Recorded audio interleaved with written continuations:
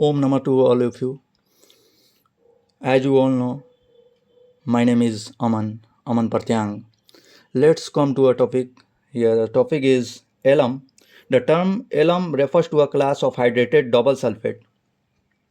The two most common forms are potash alum and ammonium alum. Potash alum is also called potassium aluminum sulfate, and ammonium alum is also called ammonium aluminum sulfate. Alum refers to a family of hydrated double salt. Alum जो है वो उसमें double hydrated जो है मतलब पानी की मात्रा के साथ जो है डबल साल्ट होते हैं। Where X represent a monovalent cation such as potassium, sodium और अमोनियम। इसमें मोनोवैलेंट देखिए, मोनोवैलेंट का मतलब होता है, मोनोवैलेंट कैटायन समझ रहे हैं आप।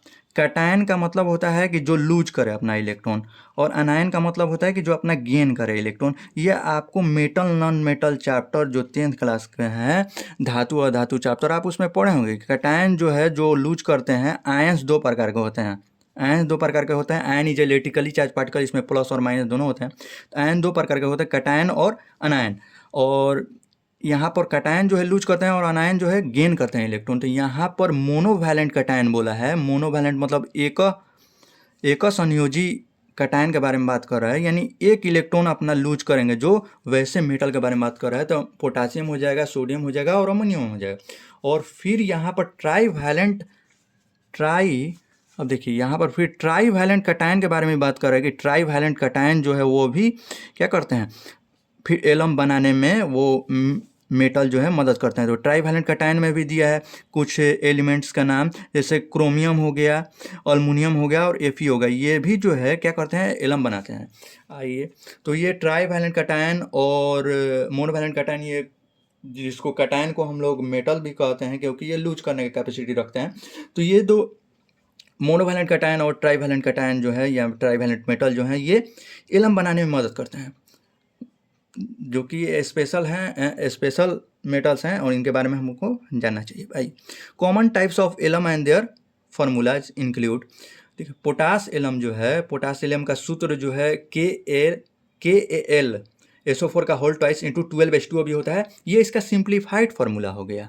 ठीक है, अब यहाँ पर देखिए, इसको जो है अगर विधत स्तर में बोला जाए तो K2SO4 Al2SO4 का होल थ्राइस इंटू 24H2O भी बोला जा सकता है।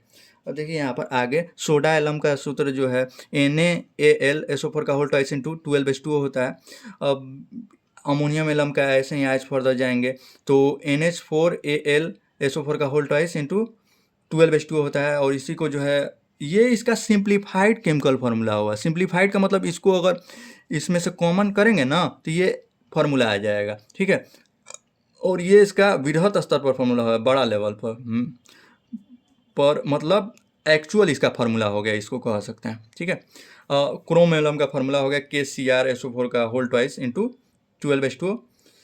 ये इसका सिंप्लीफाइड केमिकल फार्मूला हो। अगर इसको एक्चुअल डबल साल्ट फार्मूला में लेके चलेंगे तो यहाँ पर एक्चुअल डबल साल्ट में जो है K2SO4 Cr2SO4 का होल थ्राइस इंटू 24H2O भी पढ़ सकते हैं। The chemical formula for chrome alum chromium potassium sulphate is KCrSO4 का होल ट्वाइस इंटू 12H2O, ये भी बोला सकते हैं। It can also be represented as double sulphate salt.